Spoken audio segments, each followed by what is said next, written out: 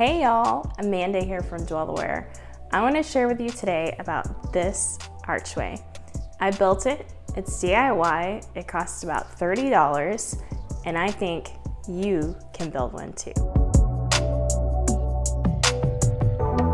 So I thought that this area would be an awesome place for an archway. The ceiling has that angle and it would just kind of frame out this small hallway area. I cut it out on cardboard so I could actually see the shape and make sure it looked how I was visualizing it. I create my arches a little bit different than some people. I actually put my string back further from the cardboard or wood, and then I put it center, make sure it fits on each side, and create that nice round shape. Once I got it up in place, it looked exactly how I was envisioning. I started off building the archway by getting my 1/8 inch hardboard, and I used a circular saw to cut it into 4 different pieces. I don't have a table saw, so I put it on this piece of insulation and used a straight edge piece of wood to make the cuts.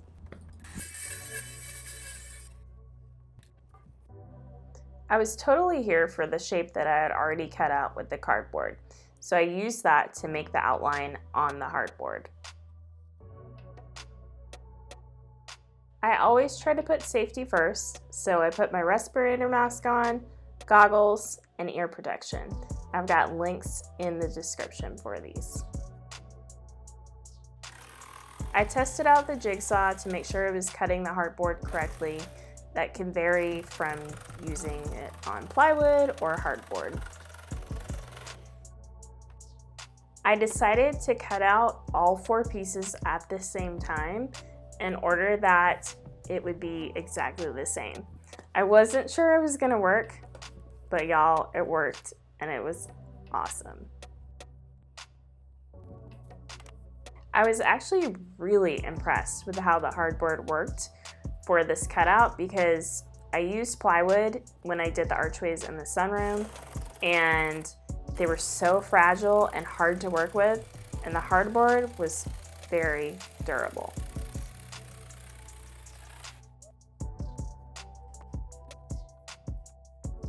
I used the miter saw to cut out pieces of framing wood to create the blocks that would actually go into the studs. I then cut out the smaller blocks that actually create the arch shape.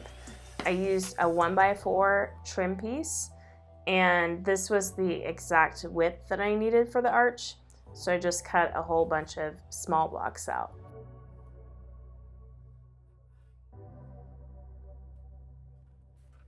Now that the blocks were cut out, I went to work attaching the hardboard to the small blocks using my brad nailer.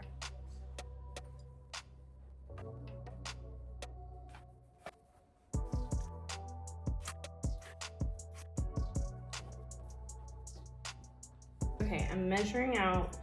I already have this block up, so where to put this block, because this will go into the stud, and then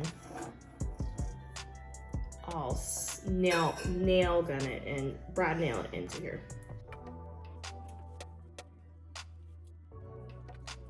I used some heavy duty connector screws that were 3 inches long to connect the block into the stud. Okay, for my side that doesn't have a stud, I've made a bigger hole in the block, and I have this toggle bolt.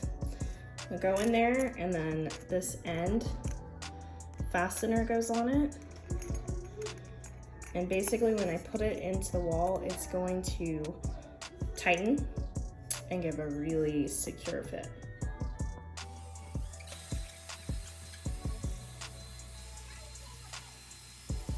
Okay, so now I'm holding it and I know it fits.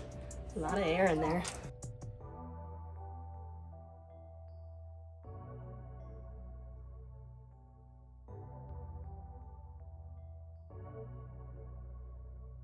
I fastened the bolt on not too far so it could still fit into the wall.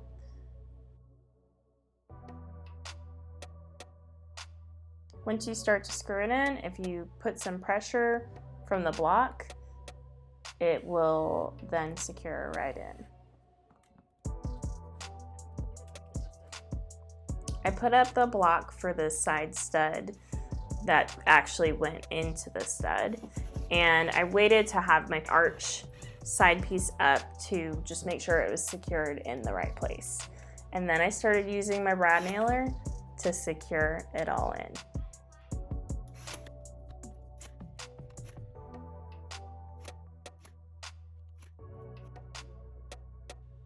This is such a satisfying process. I cut some extra pieces of hardboard so I could shim the arch into place, especially in that ceiling area, because I didn't want the arch to come down too low because that ceiling's only 8 feet tall. This was my first time working with drywall for an arch, and it was a lot more challenging than I thought it would be. I cut out the drywall, scored it with a straight edge, and then once you have it scored, you can bend it and snap it. To bend and snap it, you really need to have it free, so I used a drywall knife to cut it down first, and then I scored the drywall for underneath the arch. This was 1/8 of an inch drywall. I brad nailed it into place, but y'all, I was not happy with how it was looking.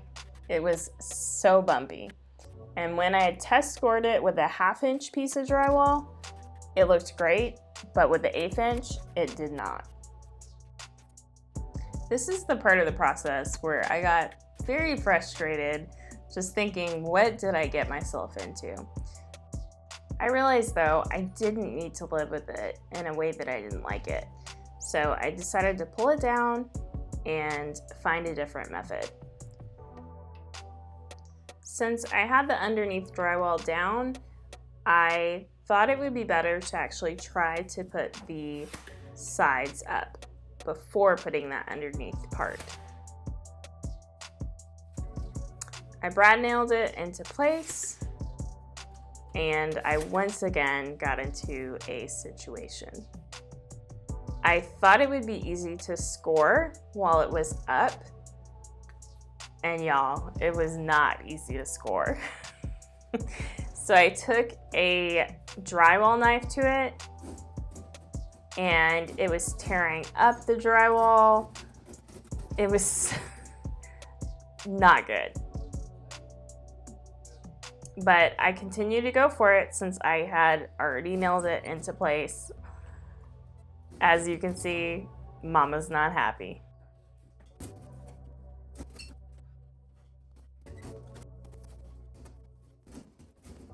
This is where it started to break, and because the distance from the ceiling to the top of the arch was so small,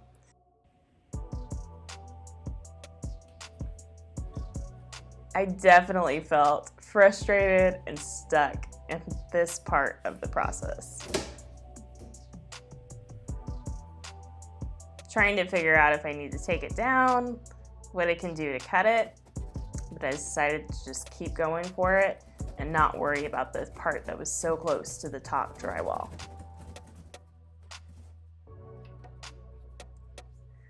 There we go.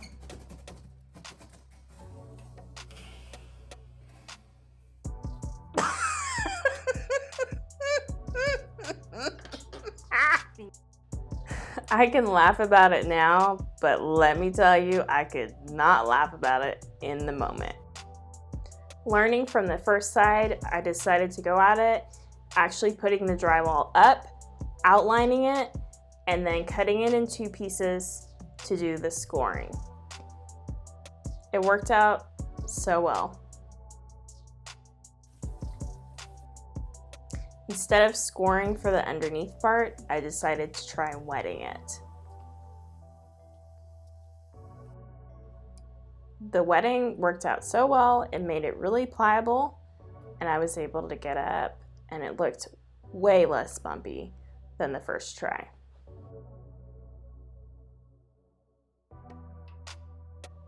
It was time to start mudding, and I just got my lightweight joint compound and started to put it on to get ready for taping. I put a really good layer of mud underneath the tape and then set the tape in it, smoothed it out, and put another layer of mud on top. I cut some slits in the tape to actually create that shape so it could go around the curve of the arch. Some people use corner bead in this process, but since I was transitioning an arch into the wall on both sides, I didn't want to have the bulk of it.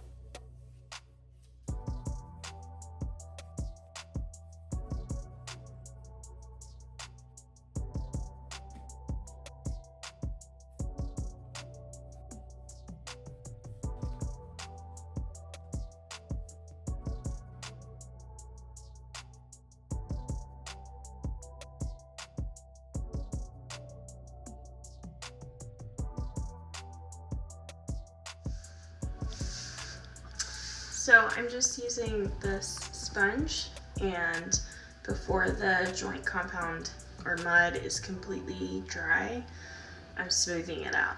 I'm trying to wet sand so I avoid having a lot of dust everywhere inside.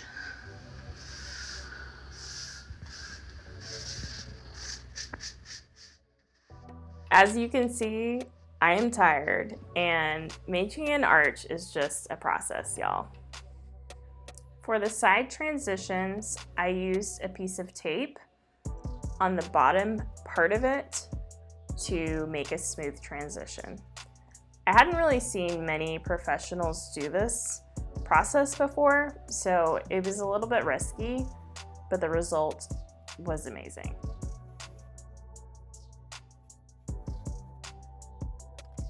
We removed the outdated smoke detector, and then I used a patch to patch up the wall.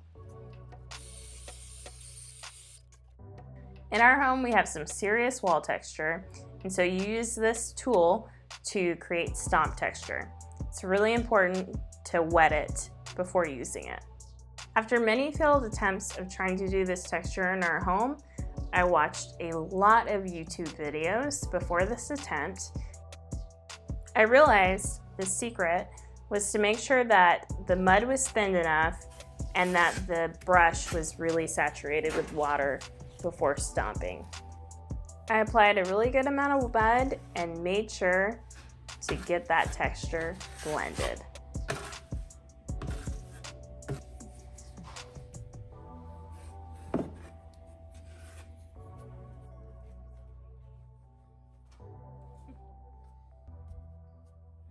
And here comes the fun part. I don't prefer our texture, but I would never go through the work of removing it in our home.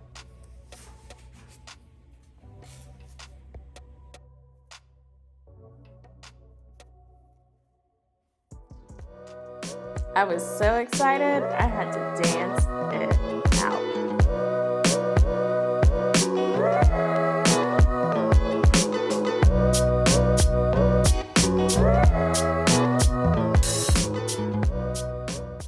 I painted the ceiling portion black about 4 years ago. I was super proud of it, but I'm so happy to get the primer on and get it going towards white again with this new archway.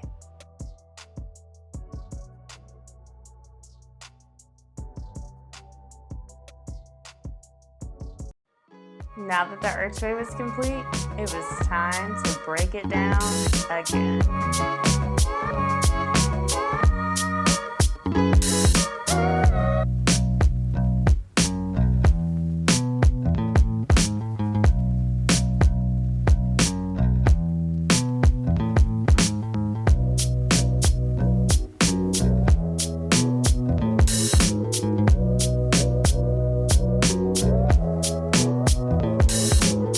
So there you have the process.